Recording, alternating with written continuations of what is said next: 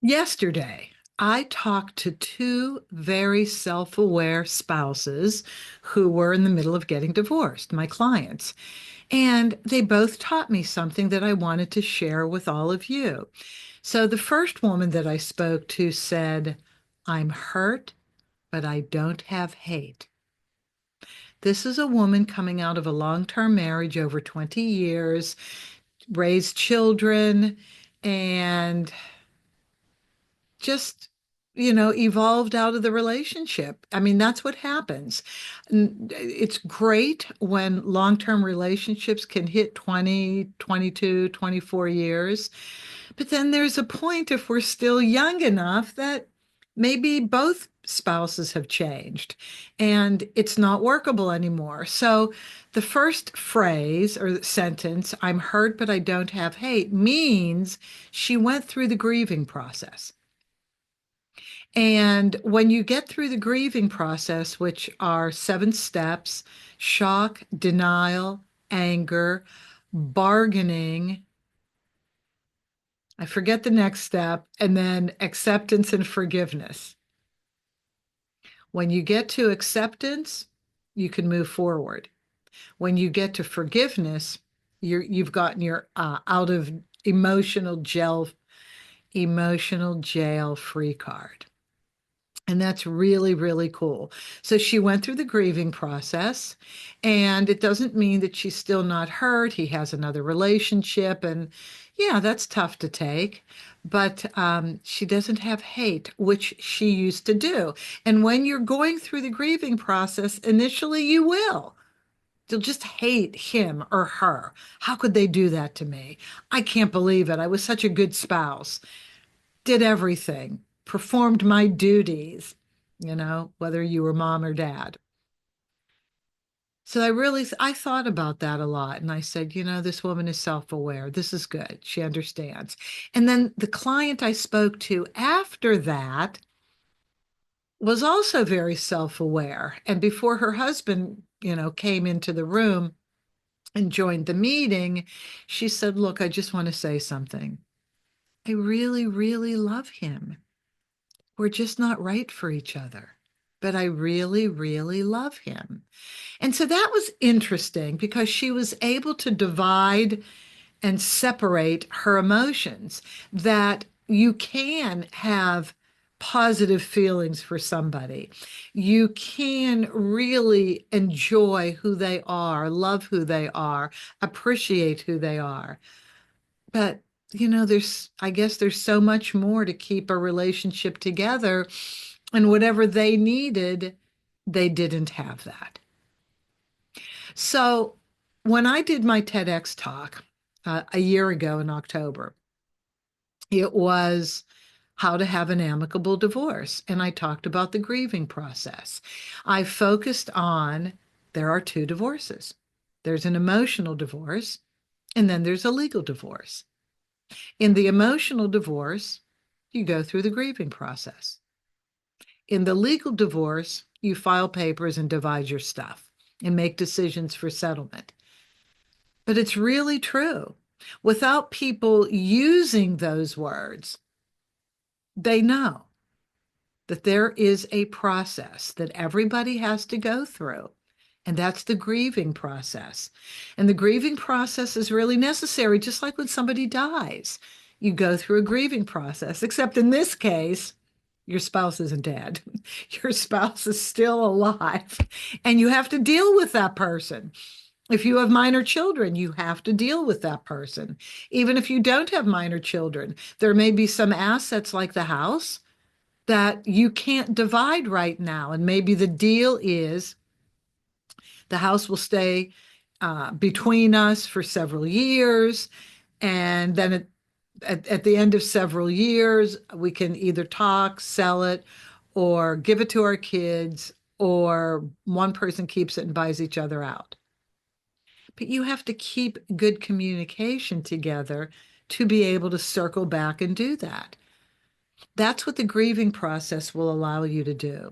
The grieving process will allow you to go through all of the hurt and the anger and the hatred and then the acceptance and the forgiveness. And then the realization that, okay, you know what? We're people. People are imperfect. People do things to hurt one another, not really intentionally all the time, but they just do. And then there are other times where nothing really happened. The relationship was just kind of over at a certain point. And there's no reason to hate that person, but there is reason to grieve because it's still a loss. It's still a loss of the comfort that you had just knowing somebody was there in the house with you, that you weren't alone, that if you needed help, that person was there. And when that is gone, it's a giant adjustment. It really is. Any shift in our lives is a giant adjustment. You know, when our friends move out of town, when our family moves out of town, when we move out of town, you know, there's a shift in the dynamic of our lives. There's a shift in the energy of our lives. And so, you know, that in and of itself, it makes you grieve what was familiar and what you were used to, what you enjoyed. And, you know, in any situation, you're going to enjoy most of it, hopefully, and then you're not going to enjoy a few parts of it. But that's okay. As long as the majority of the relationship, of the situation was positive, that's good. That's a good relationship. I don't know what shifted in the other marriage. So I know that I'm hurt, but I don't hate. That was a very long-term marriage of over 20 years. The other marriage wasn't a long-term marriage. There were children, but it was under 10 years. And so I don't know because we don't ask. In California, where I'm located, it's a no-fault divorce state. So we don't ask the reason. Now, eventually, the reason does come out. It does. And when it comes out, it's really interesting to listen to people talk about how their relationship transitioned to what it is now and why they're in my office getting divorced. And I'm telling you, it's never what I think it is. In fact, I don't. I don't think. I really don't advance um, my inquiry into, I wonder what happened. I don't go there at all. It doesn't matter. What matters is that we're good with each other now, that we can have conversation, that we can be cordial, respectful, especially if there are children. Again, you know, if you have small children, oh my heavens, you really have to shore up that new co-parenting relationship because the relationship does go to parents within a house to co-parents in two different homes. And that's a bit of a trick to navigate. And in order to navigate it well, in order to make the children front and center, give the children the most positive life they could possibly have, you have to be good with one another. You can't be angry. You can't talk shit about each other. It doesn't work. It's not good. You will hurt your children even more. And I know that's not your intention, but it happens. So the children will benefit immensely from seeing their parents go through the grieving process, go through the emotional divorce. Now, and because so then they, when they get older, if you know, same thing happens to them, they'll have a roadmap. They will have seen what good positive steps were taken by their parents to protect them, to still give them a good life, and to really mend the relationship and move into the new one called the co-parenting relationship. What I also said in that TEDx talk, How to Have an Amicable Divorce, was that grieving process takes up to a year. It's not a month. It's not a couple months. It's months, if not a year. It really is. Because what happens is the processing of it. Remember those stages: shock, denial, anger, um, uh, bargaining, acceptance, forgiveness. There's no exact number of days it takes to go through those steps. And maybe you'll go through them not in that order. Certainly, you'll wait on acceptance and forgiveness. You will wait on that. That will come later. And I'm telling you, once acceptance sets in, you kind of feel freer. It's a weight lifted off of you. And when you've hit forgiveness, oh my, you are free as a bird. Free Bird by Leonard Skinner. You're a free bird. That's right. And that's really where you want to be. You cannot spend your time hating. You cannot spend your time being angry, because if you do, you're not going to allow the good stuff to come in. You know, when there's a shift of energy, energy goes in one direction, but then the void is filled by other energy. Yeah. And you won't allow that to happen. You won't let that happen. If you hang on to anger, if you hang on to hatred, you won't allow anything positive to come in your life. Like another person that may be a good mate, or just life, the enjoyment of life. You will not let that come through. And so it's ultimately important that you go through the emotional divorce, that you can say, well, I'm hurt, but I have no hate. And also say, I really love him. We're just not good for one another. We're, not filling each other's needs, not growing in relationship with one another. Yeah. Yeah, that was such a good day yesterday. I learned a lot. My clients, I love learning from my clients, and I love seeing that my clients on their own, before they even met me, took care of themselves, went through their emotional processes, um, really looked at themselves, became self-aware. Yeah, it's really a good thing when you see that happen. So I wanted to share that with all of you so that if you are stuck at an emotional stage and it's not feeling good and you're making yourself sick and you're not living your best life, you're not focusing on work, you're yelling at the kids, you can stop. There's a reason for that. And you can recognize that you haven't grieved enough, that you haven't just like, so how do you grieve? Okay, so how do you grieve? You sit quietly and you just let your thoughts run wild.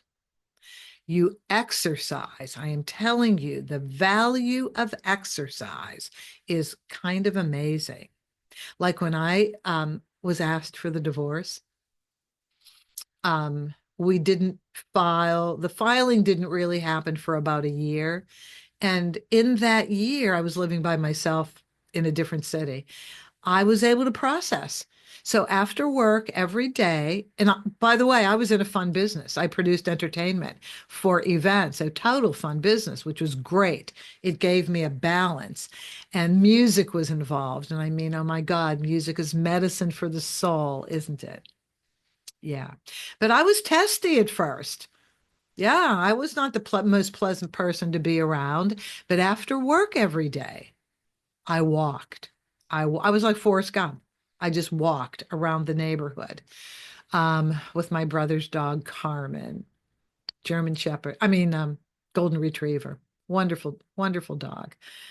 I don't think poor little Carmen, had to listen to me grumble. That was years ago. Carmen's in doggy heaven right now.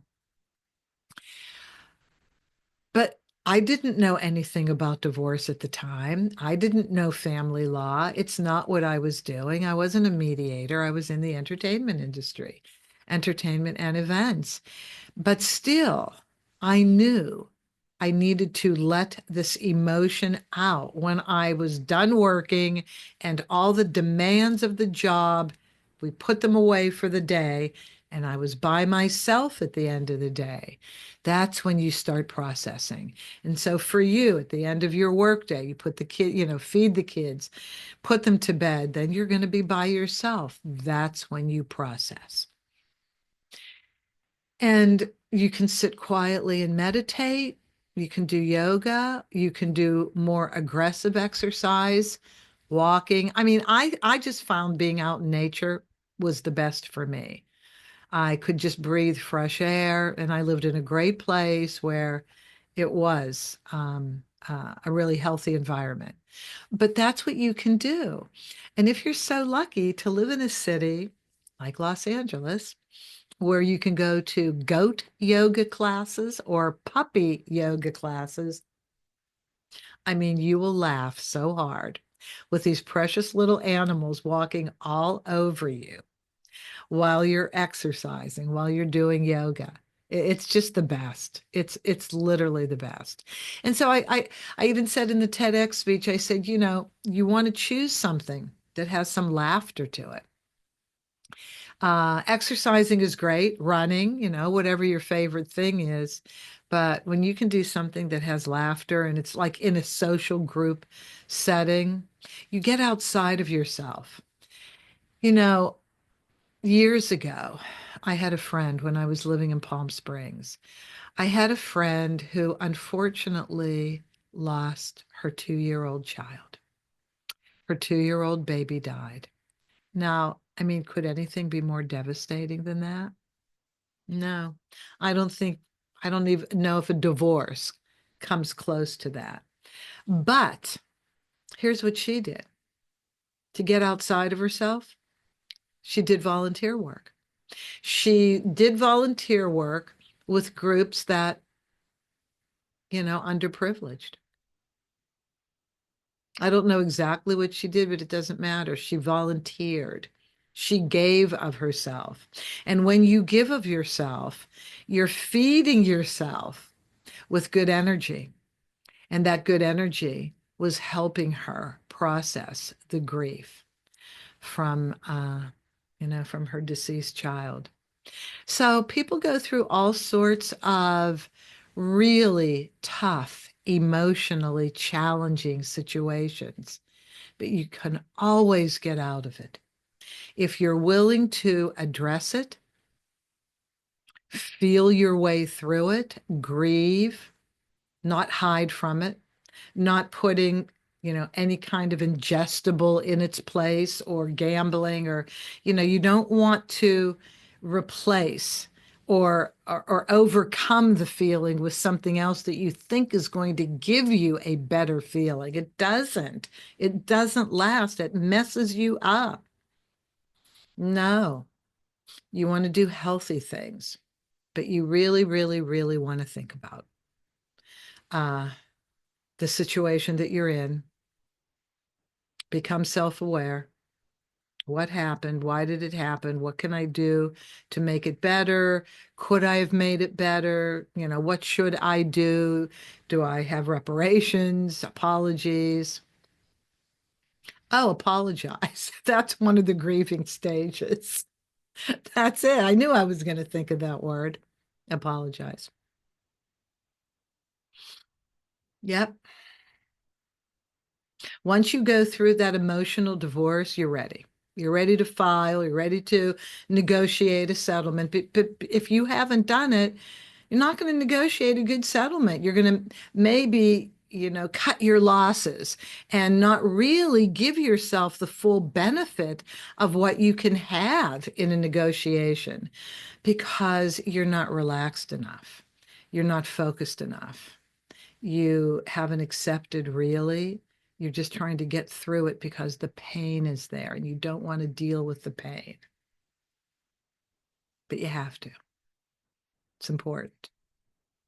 And then once you've gotten through that situation, you can do anything. You can face anything. If you can accept and then forgive, or at least accept, hurt but not hate, you are in control of yourself. and, bring it on, whatever life has to offer. Well, not really. I mean, we don't want horrible things to happen, right? But if they do, if they do, you now have the tools, the process to know how to handle it, the grieving process, the emotional side. And then you're ready for the logistical, the legal, the practical side. What do we do now? All right, so that's it. I just wanted to share that with you because I was just so impressed with these two women back to back in two meetings yesterday that, pretty much said the same thing. And I just loved it. And I really enjoyed both of these people. And I'm so grateful that they're using me to help them get through the filing of this divorce. Please call me. Please email me. I'm always happy to hear from people. And any topic you would like me to address, I'll do it. Just get in touch with me. All right. Well, have a great day. And as always, keep it amicable.